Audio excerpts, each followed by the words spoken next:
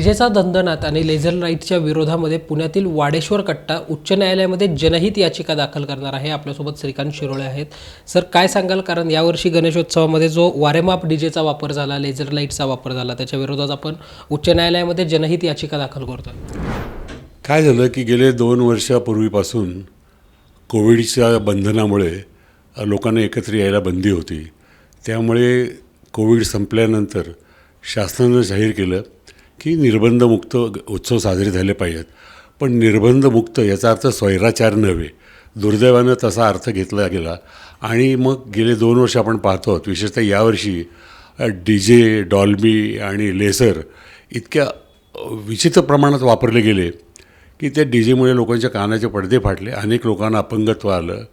या लेझर किरणचे जे वापरले गेले, आपल्याला आश्चर्य वाटेल की लोखंड कापण्यासाठी जो लेझर वापरला जातो ते किरण या ठिकाणी वापरले गेले, त्याचा अनेकांना फटका बसला.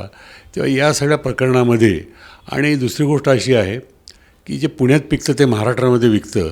त्याच्यामुळे पुण्यामध्येच ह्याला जर आपण काही प्रतिबंध करू शकलो तर महाराष्ट्रामध्ये हे लोण पसरणार नाही.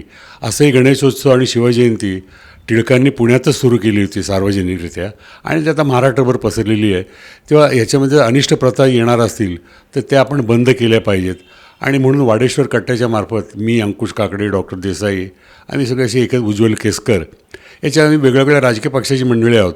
परंतु याच्यामध्ये राजकारण न आणता, पक्षीय राजकारण न आणता पुणेकरांच्या हितासाठी आपण कुठला तरी निर्णय घेतला पाहिजे म्हणून आम्ही सगळे एकत्र आलो आहोत. याच्यासंबंधी ध्वनी प्रदूषण अधिनियम 2000 हा ऑलरेडी अस्तित्वामध्ये आहे, परंतु त्याची अंमलबजावणी नीट होत नाही. सर्वोच्च न्यायालयामध्ये याचिका आहेत, उच्च न्यायालयामध्ये याचिका आहेत, पण त्या याचिकांमध्ये झालेले निर्णय प्रशासनामार्फत राबवले जात नाहीत. ते राबवावेत म्हणून आम्ही पुन्हा एकदा हे दाखल करतो आहोत. आर्टिकल 32 प्रमाणे सुप्रीम कोर्टात जाता येतं, आर्टिकल 226 प्रमाणे हायकोर्टात जाता येतं. सुप्रीम कोर्टात आपल्याला आश्चर्य वाटेल की आर्टिकल 32पेक्षा आर्टिकल 226मध्ये अधिक व्यापक अधिकार सर्वोच्च न्यायालयापेक्षा उच्च न्यायालयाला दिलेले आहेत. सर्वोच्च न्यायालय मर्यादित स्वरूपामध्ये दखल घेऊ शकतं, उच्च न्यायालयामध्ये व्यापक स्वरूपामध्ये दखल घेता येते. आणि म्हणून या प्रकरणामध्ये ज्या ज्या लोकांना याचा त्रास झाले, कारण सर्वोच्च न्यायालयापेक्षा उच्च न्यायालयामध्ये दाखल करताना अत्यंत मायन्यूटली बारीक सारीक गोष्टी त्याच्यामध्ये द्याव्या लागतात. अशी जनहित याचिका आहे ही कोणाच्या एकाच्या वैयक्तिक स्वार्थासाठी नाही, परंतु सर्वसामान्य पुणेकरांचं आरोग्य, सार्वजनिक आरोग्य आता धोक्यामध्ये आलेलं आहे. ज्या प्रमाणामध्ये धोक्याची पातळी ओलांडली गेलेली आवाजाची आणि या लेसरची, त्याच्यामध्ये कुठेतरी आपण आता दखल घेतली पाहिजे. आणि एक लक्षात ठेवा की आमचा विरोध हा कोणा एका जातीला नाही, एका धर्माला नाही आणि केवळ गणेशोत्सवाला देखील नाही. 12 महिन्यात 12 उत्सव साजरे होतात. आजकाल प्रत्येक गोष्ट रस्त्यावर आणायची प्रथा पडू लागलेली आहे. मग जयंती असेल रस्ता अडवा, पुण्यतिथी असेल रस्ता अडवा, दसरा आला, नवरात्र आलं, दहीहंडी आली, हे सगळे अनिष्ट प्रकार आता वाढीला लागलेले आहेत. गुलाबराव पोळ नावाचे पुण्याला पोलीस आयुक्त होऊन गेले.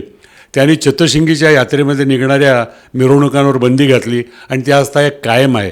त्यामुळे आपण नवीन प्रथा पडण्यापेक्षा ज्या जुन्या अनिष्ट प्रथा आहेत त्या बंद करायला हव्यात म्हणून आम्ही या ठिकाणी उच्च न्यायालयामध्ये याचिका दाखल करतो आहोत. सर, बऱ्याचदा असं देखील आता म्हटलं जातं की डीजेवर कायमस्वरूपी बंदी घालण्यापेक्षा डेसिबलची जी मर्यादा आहे त्याच्यावर काही विचार किंवा फेरविनिमय व्हायला हवा. आमचं म्हणणं हेच आहे की जे न्यायालयाने परवानगी दिलेली आहे, मी जे तुम्हाला मागाशी सांगितलं की ध्वनी प्रदूषण अधिनियम 2000 याच्यामध्ये हे सगळं गणित मांडलेलं आहे की कित्येक कुठे कसा आवाज असला पाहिजे, किती डेसिबल परमिशन. दिवाळीमध्ये आपण फटाके वाजवतो, ॲटम बॉम्ब किती डेसिबलचा असला पाहिजे असं बंधन आहे, त्याच्या पलीकडे आपण जात नाही. रात्री 10 नंतर आपल्याला फटाके वाजवायला परवानगी नाही. या देखील सणांमध्ये मग उरूस असेल, दहीहंडी असेल, नवरात्र असेल, जे कोणते सार्वजनिक तुम्हाला सण साजरे करायचे आहेत ते करायला आमचा विरोध नाही, ढोल लेझिमला आमचा विरोध नाही, परंतु त्याचा इतर लोकांना त्रास होता कामा नये. जी आजारी मंडळी आहेत, जी मुलं आहेत, एक 6 वर्षाची बालिका ह्याच्यामध्ये दगावली, किती लोकांना माहिती आहे. मुंबईला दहीहंडी गोविंदा खेळले, 100-150 गोविंदा अपंग होऊन पडलेले आहेत. कोण त्यांचं आयुष्य सुधारणार? तर या अनिष्ट प्रथा वाढत आणि अनिर्बंध याचा अर्थ स्वैराचार नव्हे. हे पुन्हा पुन्हा आम्ही सांगतो. कायद्याच्या मर्यादित अधीन राहून तुम्ही प्रत्येक उत्सव साजरा करा, त्याला कोणाची ना नाही. आम्ही गणपती मंडळाचे कार्यकर्ते होतो. शहरामध्ये सार्वजनिक जीवनामध्ये येताना गणपती मंडळ हाच आमचा पाया असतो, त्यातूनच कार्यकर्ते तयार होतात. आज शहराला जे नेते मिळालेले आहेत हे सगळे नेते कोण्या ना कोण्या गणपती मंडळातून पुढे आलेले आहेत. ग्रामीण भागामध्ये साखर कारखाना आहे, सहकारी सोसायट्या आहेत, शहरामध्ये गणेशोत्सव मंडळ आहेत. तर त्याला विरोध असायचं काही कारण नाही, परंतु ज्या अनिष्ट प्रथा आहेत त्या वाढू नयेत म्हणून त्याच्यावर बंधन घातलं पाहिजे. आणि तो आमचा पुणेकरांची परिस्थिती आज अशी झाली की आपल्याला कोणी वाली नाही, आपण असहाय्य झालो आहोत, आपल्याकडे कोणी बघत नाही. तर हे भावना निर्माण होणं हे गैर आहे. म्हणून राजकारणाव्यतिरिक्त आम्ही याच्यामध्ये दखल घ्यायचं ठरवलेलं आहे. आणि आमचा सण साजरा करायला अजिबात विरोध नाही, कोण्या धर्माला विरोध नाही, जातीला विरोध नाही. फक्त तो कायद्याच्या चौकटीत राहूनच साजरा केला पाहिजे. आणि त्याच्यासाठी जे प्रचलित कायदे आहेत त्याची शासनानं कठोर अंमलबजावणी केली पाहिजे. एवढ्यासाठीच आम्ही हे पाऊल उचललेलं आहे. नुकताच पुण्याचा आणि महाराष्ट्राचा सार्वजनिक गणेशोत्सव संपला. खरं तर गणेशोत्सवाचा समारंभ किंवा समारोप हा मोठ्या दिमाखामध्ये पुण्यामध्ये होतो ती गणेशोत्सवाची मिरवणूक पाहिला. आणि जसं मी 70 सालापासून गणपती मंडळाचा कार्यकर्ता आहे त्या दिवसापासून मी पाहतो आहे की जगातले अनेक लोक पुण्यातली गणपती विसर्जनाची मिरवणूक पाहायला येतात आणि ती देखणी असते. लोकांना सगळे गणपती एका वेळेला पाहायला मिळतात. पण ह्यावर्षी 2 वर्षाच्या मध्यंतरी करोनाचे गेले, त्यानंतर यावर्षी जेव्हा बंधनमुक्त गणेशोत्सव अशी संकल्पना राज्यकर्त्यांनी जेव्हा मांडली तेव्हा सगळ्या गणपती मंडळाच्या कार्यकर्त्यांना उत्साह आला आणि उत्साह वाढला.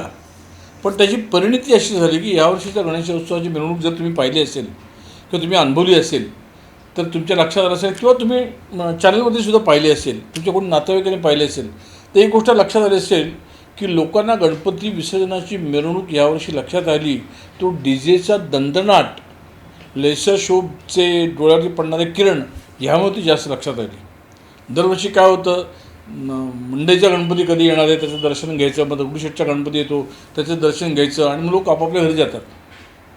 पण यावर्षी लोक आपापल्या घरी गेले, ते घाबरत गेले, भीत गेले आणि छातीवरती हात ठेवत गेले.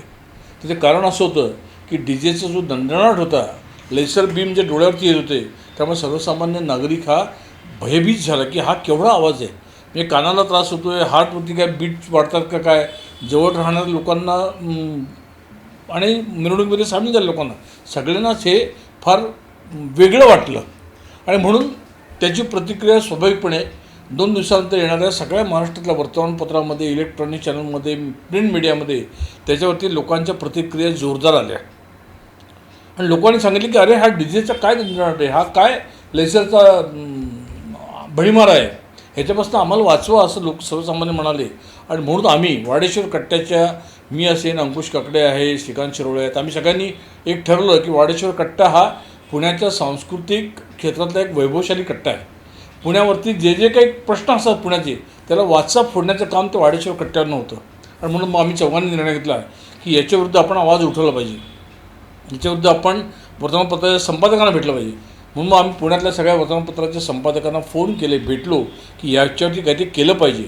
आणि मग नुसतं केलं पाहिजे असं म्हणून चालणार नाही, म्हणून आम्ही ठरवलं की आपण याचिका दाखल करू. आम्ही कोणत्या धर्माच्या, विचाराच्या, पक्षाच्या, महोत्सवाच्या कोणाच्याही विरोधात नाही. आम्ही कार्यकर्ते, मुळात आम्ही कार्यकर्ते आहोत. तेव्हा आम्हाला प्रत्येक सण, प्रत्येक उत्सव हा आम्हाला प्रिय आहे. मतांचा गणित सोडा बाजूला, पण उत्सव हा प्रत्येकाचा स्वतःचा एक चांगला आयुष्याचा भाग असतो. तर त्या उत्सवाला चांगलं स्वरूप अधिक मिळावं, लोकांनी आनंद घ्यावा ही आमची मनापासूनची भूमिका होती. आणि म्हणून लोकांना त्रास झाला.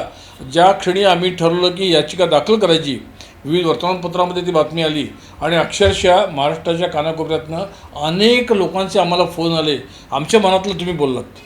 सर्वसामान्य माणसाला वाटत होतं की कोणते आवाज उठवला पाहिजे, पण सर्वसामान्य माणसाचा आवाज कोण ऐकणार, कोण तिथपर्यंत पोहोचणार, कोण हायकोर्टात रीट दाखल करणार. आम्ही ठरवलं हो आपण करूया, आपण जाऊया. आणि म्हणून श्रीकांत शिरोळे आमचे वकील आहेत, ख्यातनाम वकील आहेत, त्यांनी या संदर्भातली एक रीट तयार केलं आहे आणि येत्या उद्या 2-3 दिवसामध्ये ती रीट हायकोर्टामध्ये दाखल होईल. आम्हाला तो अचा सण आहे का बचा सण आहे, कचा सण आहे का याचा उत्सव आहे त्याचा उत्सव आहे अशा कुठल्याही भागामध्ये आम्हाला जायचं नाही. मी गणेशोत्सवाचा कार्यकर्ता आहे, आम्ही सगळेच आहोत कार्यकर्ते. त्यामुळं आम्हाला कुठल्याही उत्सवाला याच्यामध्ये बोट ठेवायचं नाही आहे.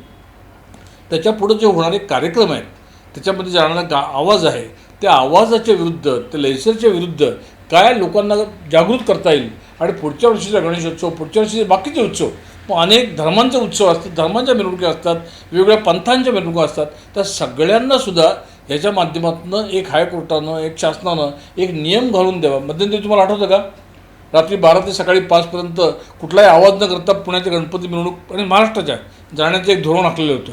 पुण्याचे आयुक्त मला वाटतं गुलाबराव पोळ होते, त्यांनी तो निर्णय दिला होता. आणि मग रात्री 12 ते 5 कुठेही आवाज नाही, मिरवणूक शांततेने जात होती. पण शासनकर्त्यांनी सुद्धा कधीतरी विचार केला पाहिजे की आपण कसं वागतो, लोकांना आपण काय आदर्श देतो, काय सांगतो. तर माझी आपल्या माध्यमातून विनंती आहे की आमचा प्रयत्न हा सर्वसामान्य माणसांचा आवाज पोचवण्याचा प्रयत्न आहे.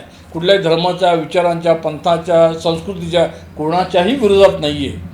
सर्वसामान्य माणसाला दिलासा मिळाला पाहिजे ही भूमिका आहे. आणि मला अपेक्षा आहे हायकोर्टाच्या माध्यमातून हा आवाज नक्की सर्वसामान्य माणसाला दिलासा देणाराच ठरेल. आपण पण यात सहभागी व्हा. धन्यवाद. नाही, आता काय लेसरच्यामुळे किती लोकांना नेमका त्रास झाला, किती लोकांना त्याच्या डोळ्यावरती परिणाम झाला ह्याची अधिकृत माहिती माझ्याकडे नाही आहे किंवा आमच्याकडे कोणाकडे अधिकृत नाही आहे. सर्वसामान्यपणे जे दिसतं आपल्याला की लेसरचा भडीमार होतो आहे, डीजेचा भडीमार होतो आहे, त्याच्याविरुद्ध हा आवाज उठवण्याचा प्रयत्न आहे. अला त्रास झाला, बला त्रास झाला म्हणून आम्ही करतो का, तर अजिबात नाही. एकाला त्रास झाला, 10 लोकांना त्रास झाला म्हणून करतो का, तर अजिबात नाही.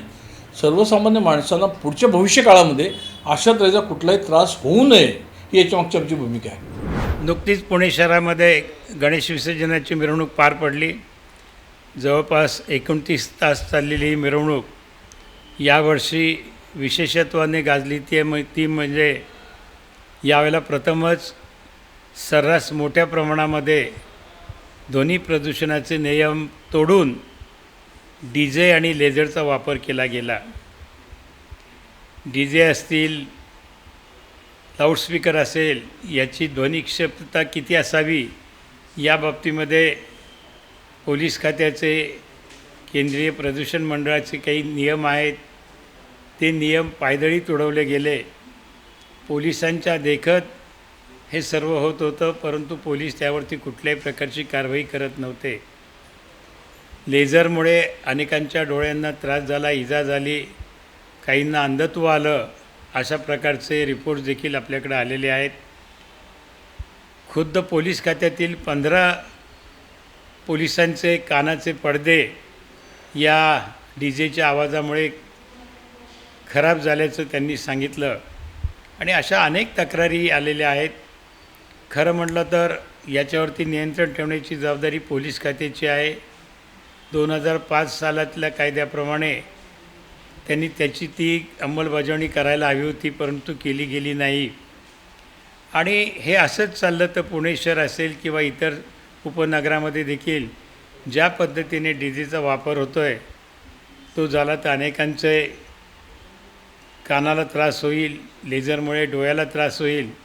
आणि तो होऊ नये त्याच्यावरती कडक कारवाई म्हणून आम्ही पुणे शहरातील वाडेश्वर कट्टा, ज्याचे डॉक्टर सतीश देसाई, श्रीकांत शिरोळे, उज्ज्वल केसकर, प्रल्हाद भागवत आणि मी अशांनी आम्ही उच्च न्यायालयामध्ये जनहितार्थ याचिका दाखल करीत आहोत की या DJवरती प्रशासनाने बंदी आणावी आणि केवळ बंदी आणून नाही तर त्याची त्वरित कार्यवाही करावी.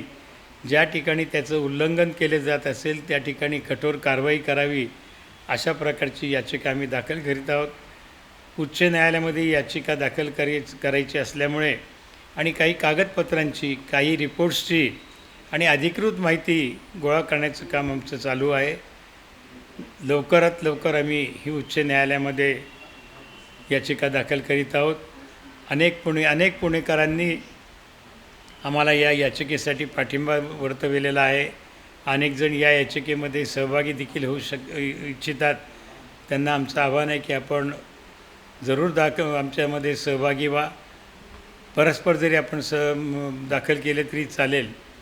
आणि जेणेकरून पुणेकरच नव्हे तर पुण्यामध्ये येणाऱ्या इतरांना देखील या DJच्या आवाजाचा, लेझरच्या प्रकाशाचा त्रास होणार नाही याची खबरदारी घेण्याचा आमचा प्रयत्न आहे. उच्च न्यायालयामध्ये आम्ही मागितलेल्या दादेला उच्च न्यायालय निश्चित दाद देईल अशी आम्हाला अपेक्षा आहे. पुणेसह राज्यात गणेशोत्सवाच्या ध्वनी प्रदूषणाच्या निमित्ताने वेगवेगळ्या पातळ्यांवर चर्चा सुरू झाली. खूप मोठ्या प्रमाणात ध्वनी प्रदूषण झालं. त्याचबरोबर लेझर लाईटचा वापर अतिशय वाईट पद्धतीने झाल्यामुळं लोकांना खूप आरोग्याच्या वेगवेगळ्या समस्या निर्माण झाल्यात. डोळ्यांचा प्रादुर्भाव, त्रास होणे आणि हृदयात दडदड होणे या साऊंड सिस्टीममुळे, अशा सगळ्या वेगवेगळ्या प्रकारच्या तक्रारी आपल्यापर्यंत आल्या असतील, सगळ्यांपर्यंत आल्या असतील. मी 2004 मध्ये पत्रकार असताना या विषयावर सविस्तरपणे लिहिलं होतं. त्याचा फॉलोअप म्हणून गेल्या काही अनेक दिवसात खूप लोकांशी चर्चा झाल्या. मी स्वतः राजकीय सामाजिक काम करत असताना डीजेला लावण्यासाठी जे वर्गणी मागायला येतात त्यांना पैसे देत नाही. मी फ्लेक्स लावत नाही. त्याचा उपयोग आपण शैक्षणिक कामांसाठी, शैक्षणिक गरजा पूर्ण करण्यासाठी करावा, ह्या दृष्टिकोनातून मी काम करतो. आणि हीच भूमिका घेऊन मी आत्ता पुढच्या काळात बाबासाहेबांच्या जयंतीनिमित्त आपण राज्यभरात डीजे वापरू नये असं मी आव्हान जे दलित आणि आंबेडकरी जनतेला केलं, त्याचं खूप मोठ्या प्रमाणात स्वागत झालं आणि त्यांनी मोठा प्रतिसाद दिला. हीच भावना ठेवून मी राज्य सरकारच्या साठी किंवा ज्या प्रशासकीय यंत्रणा आहेत ज्यांनी याच्यावर कंट्रोल केलं पाहिजे त्यांना निर्देश देणे, त्याची अंमलबजावणी, ज्या आधीचे सर्वोच्च न्यायालयाचे, उच्च न्यायालयाचे जे आदेश आहेत त्याची चांगल्या पद्धतीने अंमलबजावणी करणे, याच्यासाठी पुन्हा एकदा PIL दाखल करण्याचा निर्णय घेतलाय. आमचे सहकारी अजय भोसले, शिवसेनेचे सहसंपर्क प्रमुख, तेही या PIL मध्ये माझ्या बरोबर आहेत.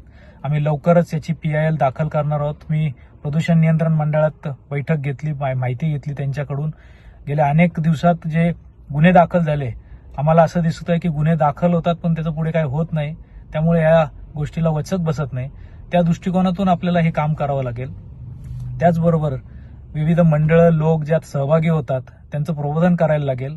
अनेक लोकांना बहिरेपणा जर येणार असेल, त्यांना मृत्यू ओढवण्यासारखी परिस्थिती होत असेल, घरात कोणी आजारी असेल, त्याला त्रास होत असेल, घरामध्ये राहणं ज्यांना मुश्किल होत असेल, रस्त्यावर फिरणं ज्यावेळेस साऊंड चालू असतो शेजारून, रस्त्यावरून जाता येत नसेल, त्या वस्त्यांमध्ये, मोठ्या सोसायट्यांच्या परिसरात जर आपल्याला किंवा लक्ष्मी रोड सारख्या भागात जो आपल्याला दिसला आता हा प्रॉब्लेम फार मोठा, लोकांना त्रास होईल अशा गोष्टी आपण टाळल्या पाहिजेत. ह्याच्यासाठी आपण हा प्रयत्न करतोय. कुठलेही सण साजरे करू नका, त्याचा जल्लोष कमी करा असं आपलं म्हणणं नाही, पण त्याच्यात बेकायदेशीर पद्धतीने ह्या ज्या काही एलिमेंट्सचा शिरकाव झालाय तो दूर करून चांगल्या पद्धतीने, मी म्हणतो बाबासाहेबांची जयंती खूप मोठ्या प्रमाणात चांगल्या पद्धतीने करायची आहे, पण डीजे लावून नाचलं तर ती चांगली होईल असं माझं मत नाही, सगळ्यांचं मत नाही. अशी अनेक बहुमताची लोक अशी आहेत की बाबासाहेबांना अशी मानवंदना देऊ नये. गणपतीच्या समोर अशा पद्धतीचे गाणे लावून जोरात नाचून म्हणून गणपतीचा चांगल्या पद्धतीने उत्सव होतो असं कोणाचं मानणं असेल तर ते चुकीचं आहे, हे आता लोकांना समजून सांगितलं पाहिजे. ती आता खरी काळाची गरज आहे. त्या दृष्टिकोनातून आम्ही आता उच्च न्यायालयात PIL दाखल करतोय. लवकरच त्याच्या संदर्भात आपल्याला पुढची माहिती मिळेल.